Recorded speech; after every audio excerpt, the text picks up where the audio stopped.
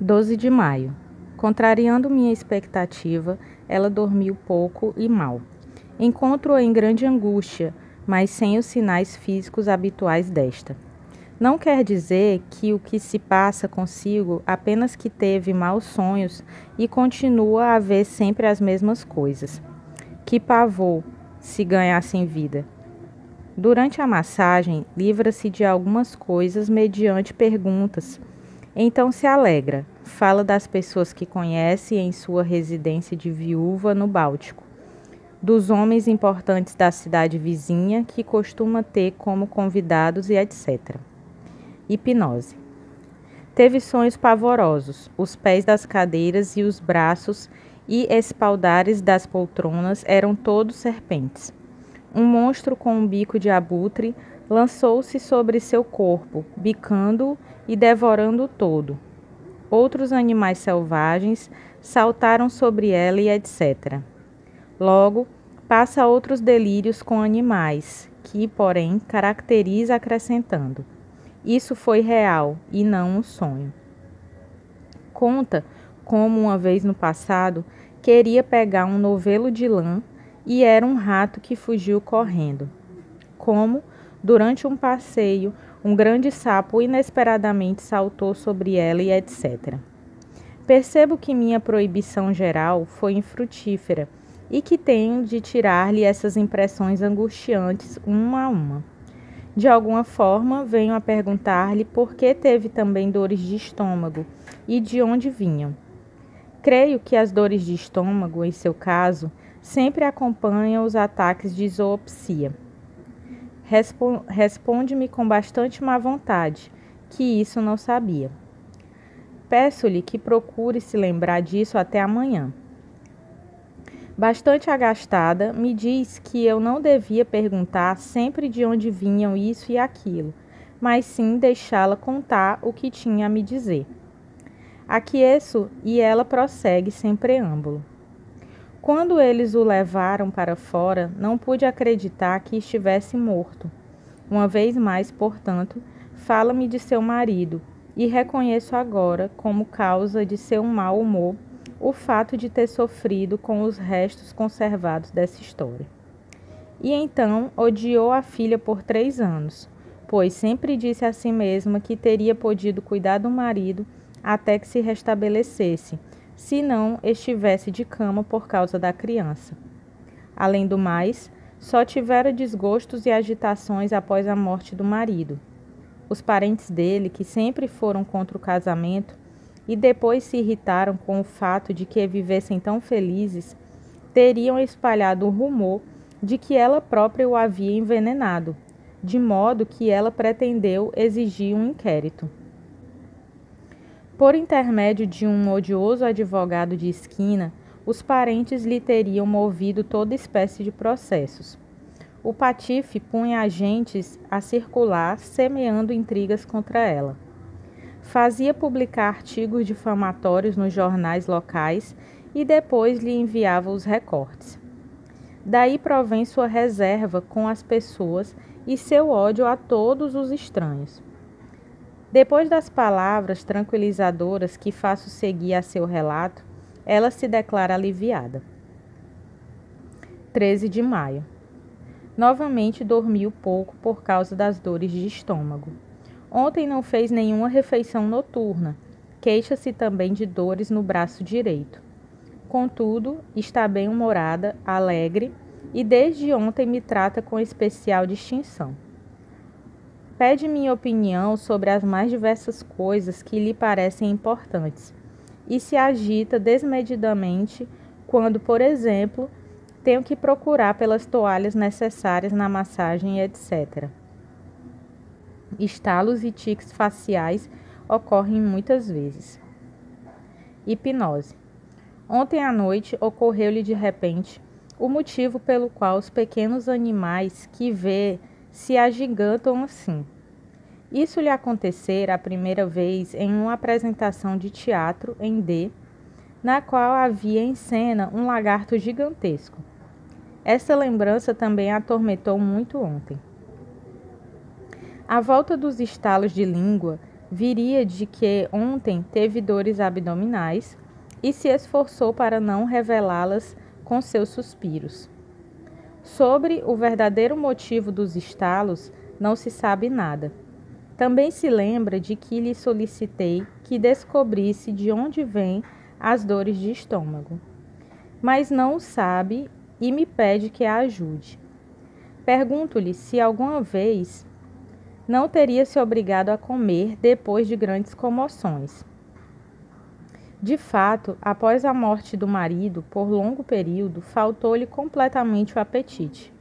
Comia apenas por um sentimento de obrigação, e as dores de estômago começaram realmente naquela época. Com alguns toques sobre o epigástrio, elimino as dores de estômago. Ela então começa a falar espontaneamente sobre o que mais a havia afetado. Disse que não amei a pequena, mas devo acrescentar que isso não se podia notar em minha conduta. Fiz tudo o que era necessário. Ainda hoje me recrimino por preferir a mais velha. 14 de maio. Ela está bem e alegre. Dormiu até às 7h30 da manhã. Queixa-se apenas de um pouco de dor na região radial da mão, dores na cabeça e no rosto.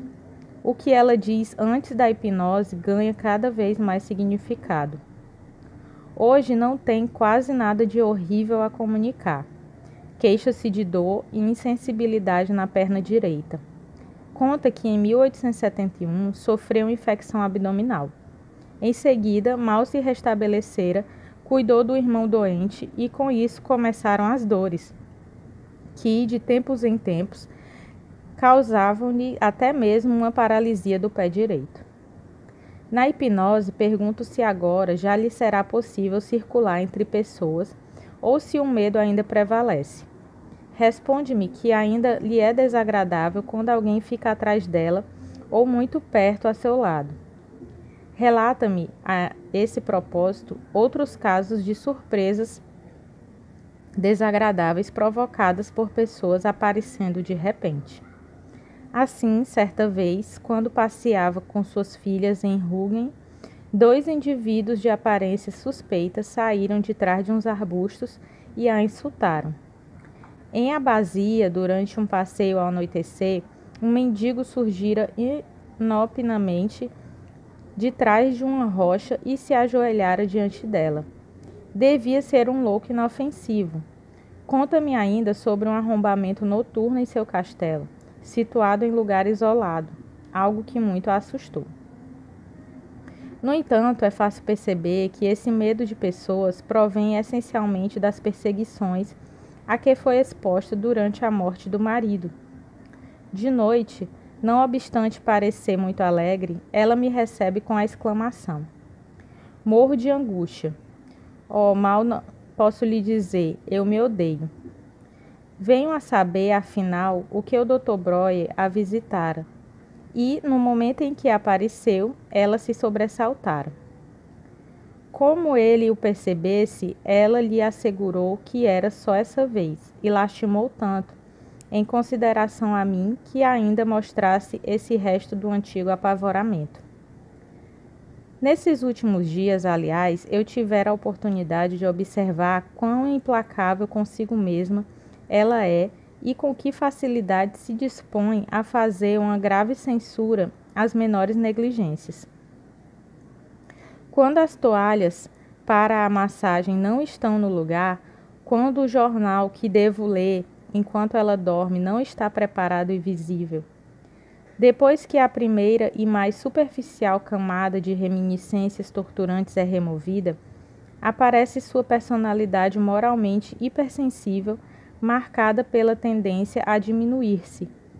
E tanto na vigília como na hipnose eu lhe digo, parafraseando a velha sentença: minima non cura praetor, que entre o bem e o mal há todo um vasto grupo de pequenas coisas indiferentes, pelas quais ninguém deve se censurar. Creio que ela não recebe esse ensinamento muito melhor que um monge ascético da Idade Média que vê o dedo de Deus e a tentação do demônio em cada mínima vivência sua, e não é capaz de imaginar o mundo, nem mesmo por um breve instante, em algum pequenino recanto, sem relação com sua pessoa. Na hipnose, ela traz alguns suplementos de imagens aterradoras, como as cabeças sangrentas sobre cada onda em abasia. Faço com que me repita as instruções que lhe dei no estado de vigília. 15 de maio. Dormiu até às 8h30, mas sentiu-se inquieta pela manhã, e me recebe com um ligeiro tique, estalos da língua e alguma dificuldade para falar. Morro de angústia.